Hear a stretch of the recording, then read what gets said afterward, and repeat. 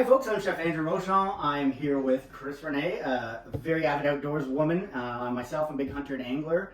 Chris was successful this fall. Shot a nice buck out in Alberta, and she reached out to me saying, I want to make some sausage. So one of my specialties, and we're going to show you a couple ways to make venison. All right, so we have a nice round here from venison. I like to trim up my venison quite a bit. There's a lot of kind of nastier bits, a lot of sinew. It's not going to cause so much in terms of flavor that you're not going to like it, but in terms of texture, it could be a little tough. So I like to go through with a nice fillet knife or a thin, kind of flexible blade knife and trim off a lot of that stuff we don't want. And if there's some left over, like I said, it's not the end of the world. It's still going to grind up fine. It's just going to leave you with a better texture if you can get rid of a lot of it. All right, so like I said, venison, very lean meat. We're going to mix it with pork. I have this nice piece of round that's been trimmed up. We're going to cut it into about, inch by an inch cubes. It's going to make it easier to grind. Also, if your venison is a bit frozen still after you've trimmed it, that's okay. It grinds actually easier if it's still a bit frozen. So we're going to cut that into manageable pieces.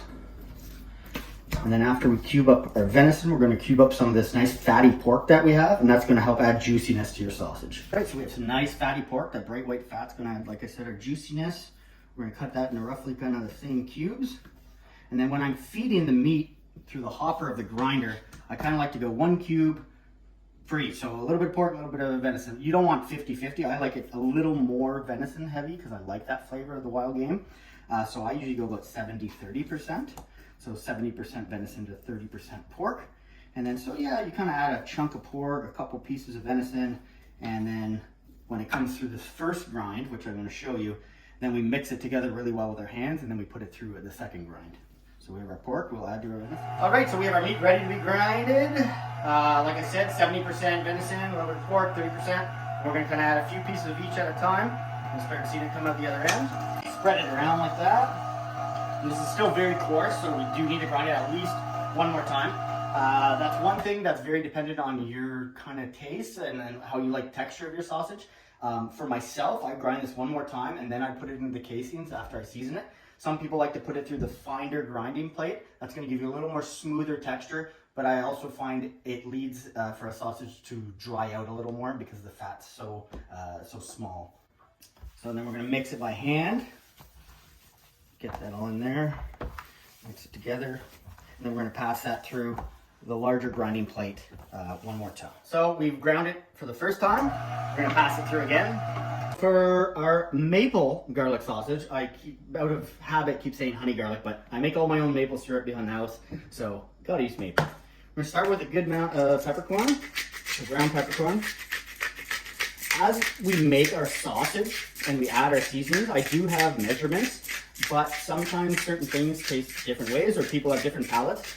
So we'll show you after this. It's always good to make a little sample. You don't have to put it into the sausage casing, but make a little patty of your sausage and fry it in a pan with some oil and just see if it is to your tasting, right? So if you like the taste, then you can make your big batch, but that's one of those things. Seasoning can be added, it can't be taken away. So it's much better to taste it and say you need more than, unfortunately, if you have too much. This is a little bit of black garlic salt. It actually has fermented garlic in it, so it gives it a little sweetness, a little different pungency. So we're gonna add that as our salt. We're gonna add some thyme, dried thyme.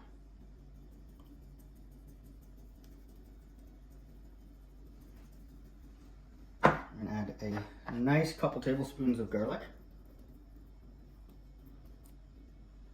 And then at least a half a cup of maple syrup. All right, so now some gloves on, we're gonna mix it all together. And this is when we're gonna make that sample patty, the best part, like I was saying. So we got some thyme, some garlic, some little black garlic, salt, pepper, maple syrup. You can add, everyone has their own home family recipes. You can add whatever you want. But this is kind of my go-to, very simple recipe. We have our mixture done, our venison pork. We seasoned it with the maple, the garlic. We've tasted one. We added a little bit more salt to it. It's ready to go. I have my hog casings here. They were packed in salt. We've kind of rehydrated them to rinse a lot of the salt off and kind of give them their texture back. And then it's just a series of twisting very gently there, quite fragile. And you're just going to twist and fill up the sausage stuffer here. And it's in water, which is nice, so it kind of helps it slide on.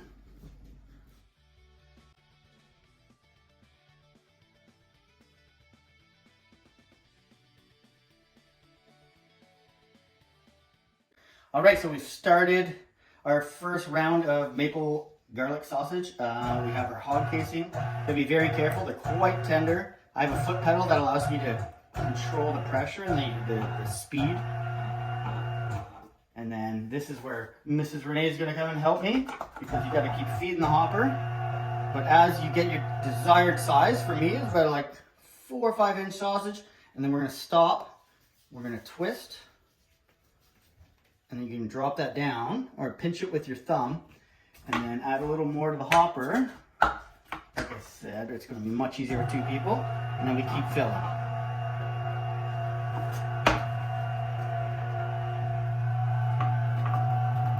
Oh, we got a bust. This happens. So this is very normal. They are very thin casings. So once in a while, too much pressure will build up. You'll break off like that. Normally, I'll keep a pair of scissors right handy. We can cut off where we have 3 really nice sausages there. This part broke off.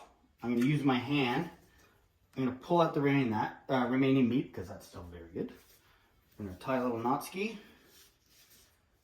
And then you're right back in business.